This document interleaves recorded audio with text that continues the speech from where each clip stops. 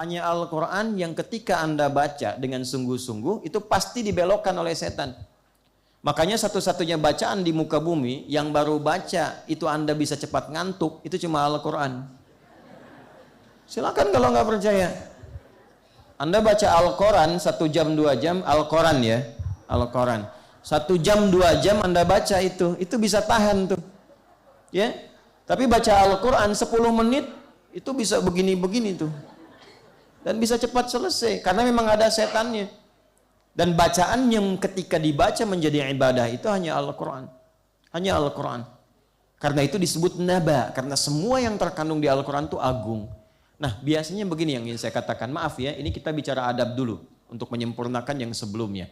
Maaf sekali, kalau Anda ingin bertemu dengan sosok yang istimewa, yang agung, itu penampilan itu dijaga nggak? Ya, diperbaiki nggak? Pakai baju yang biasa atau yang istimewa? Kalau ibu nih Bu, punya koleksi yang istimewa, disimpannya di tempat biasa, tempat istimewa. Ya.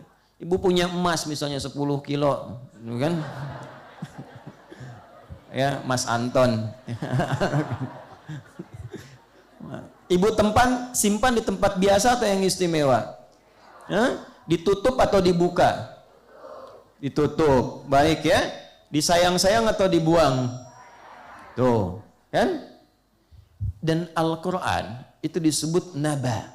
Emas nggak pernah disebut naba. Manusia seagung-agungnya, kan? Jika dia tidak mendapatkan tugas khusus dari Nabi, dari Allah, tidak mendapatkan tugas khusus dari Allah menjadi Nabi, tetap statusnya insan, manusia. Tapi kenapa kita menghadapi sosok manusia yang biasa, namun kemudian mendapat kedudukan dan terhormat, penampilan itu begitu indah?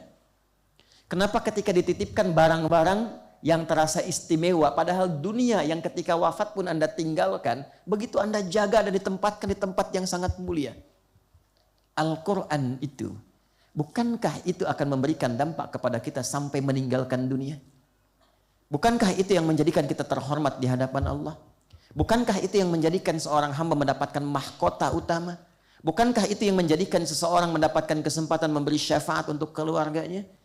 Jadi kalau barang dunia saja begitu diistimewakan, kenapa Al-Quran yang mulia dan agung tidak kita istimewakan?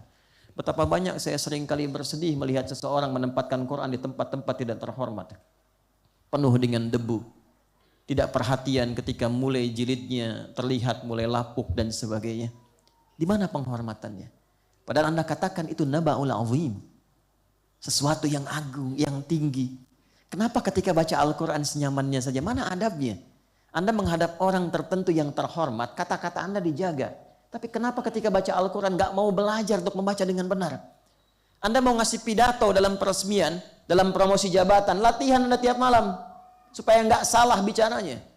Padahal bicara Anda di hadapan manusia. Kenapa ketika Anda membaca Al-Quran dan itu didengar oleh Allah, disaksikan, dilihat, diberi pahala? Kenapa gak dipelajari cara bacanya dengan benar? Dan ketika dibaca dengan benar pun ke hati kan ada dampaknya.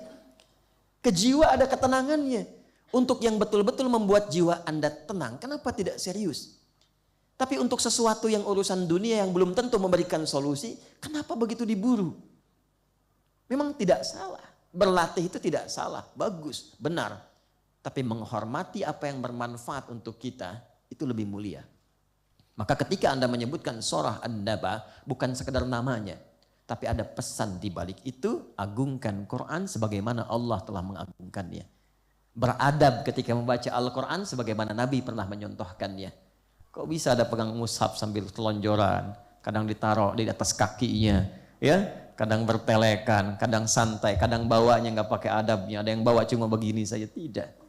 Ya, Quran itu akan melahirkan penghormatan kepada orang yang menghormati Qurannya. Dulu saya masih lihat anak-anak tuh bawa mushaf tuh begini gitu, ya.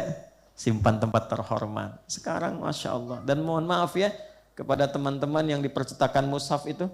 Ya, kalau bikin cetakan mushaf jangan yang aneh-aneh. Saya suka perhatikan ada tuh bentuk mushaf yang cetakannya dibawa kayak dompet dikasih begini. Ini bawanya begini gitu. Ya, macam-macam. Nah ini perlu belajar dulu pertama kali tentang adab dan fikihnya. Begitu Anda mengagungkan Quran, maka Quran akan balik mengagungkan siapa yang mengagungkannya.